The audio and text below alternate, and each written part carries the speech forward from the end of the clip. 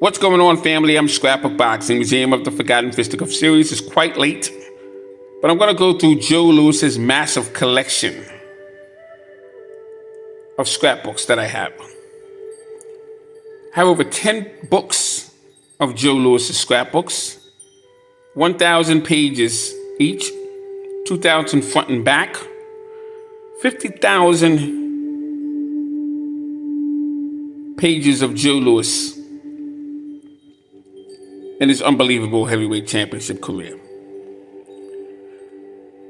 And right here we're looking at Jersey Joe Walcott and Joe Louis. December 5th, 1947, New York's Madison Square Garden was on a Friday night, and the referee was Ruby Goldstein. Now, I spoke with Goldstein, and he told me that he would never referee another Joe Louis contest after this match. But he wound up refereeing another Joe Louis contest in 1951 in New York's Madison Square Garden against an up-and-coming young, tough fighter by the name of Rocky Marciano. And he told me the reason why he even took that assignment was because he wanted to protect Joe Louis and make sure he didn't get hurt in that match. Goldstein had Walcott winning the fight because at that time the referees were the judges as well. And you had two judges and you had one referee. All three of them would, give their opinions on who won the fight with their scorecards. And he had Jersey Joe Walcott winning the fight. And he was disgusted that Joe Louis would get the victory because Joe Louis would continue, as far as he was concerned, had he won that fight.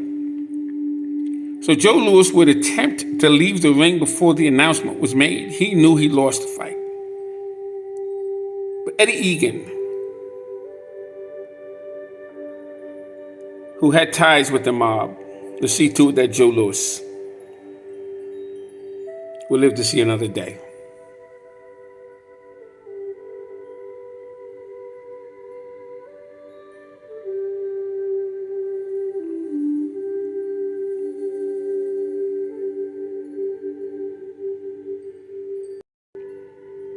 Now in this picture, you can see Jersey Joe Walcott slipping in an attempt to fire at Joe Louis.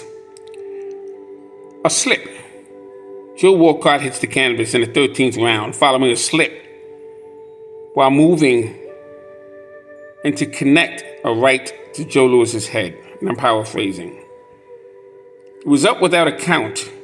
It was Jersey Joe's only encounter with the canvas during 15 rounds. And what was interesting about Jersey Joe Walcott and Joe Louis, both of them would have the same trainer, not at the same time. And that trainer was Jack Blackburn. Blackburn would die in Chicago in 1942. He never knew he would have two heavyweight champions. Joe Louis in 37 when he would knock out Jimmy Braddock in Comiskey Park in Chicago. And Jersey Joe Walcott when he would knock out Ezra Charles in 1951.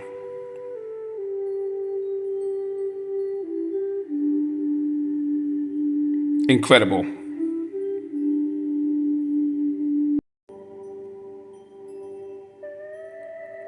I had the pleasure of speaking with Jersey Joe Walcott. I never met Joe Louis, but Walcott never mentioned that Louis would lose to him. He always gave Joe Louis credit. He always respected Joe Louis. But it's on record that Walcott was quite bitter about that decision. It was on the way it was.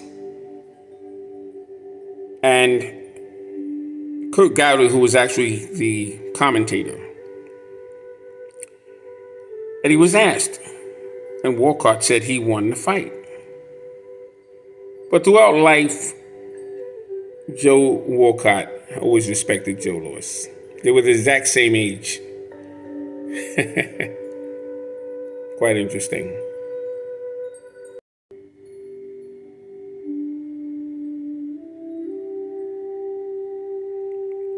Joe Walcott, Jersey Joe Walcott and Joe Louis. You see, their names are tied together forever. Battered, bloodied, but victor. The choice brown bomber had been given a split decision over Jersey Joe Walcott.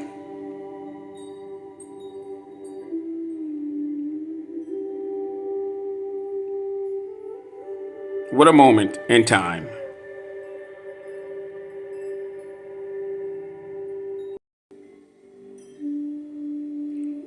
Joe Louis was the second black heavyweight champion in boxing history, and Joe Walcott was the fourth.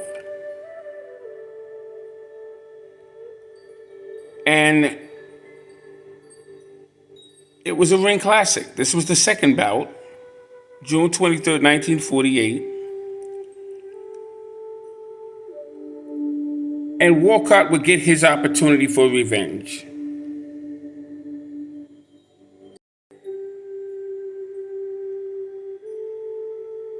And here you would see Walcott dropping Joe Louis. He had Joe Louis's number. He did. He actually knew the timing of Joe Louis because they did spar back in the early 30s.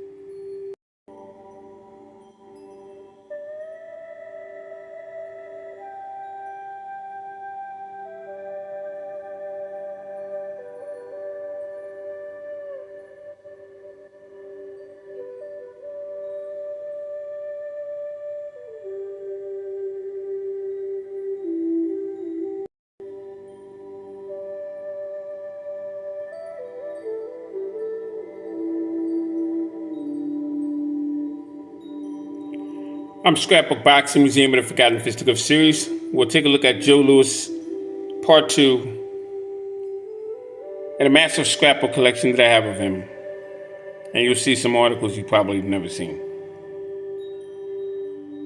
Take care. Be well.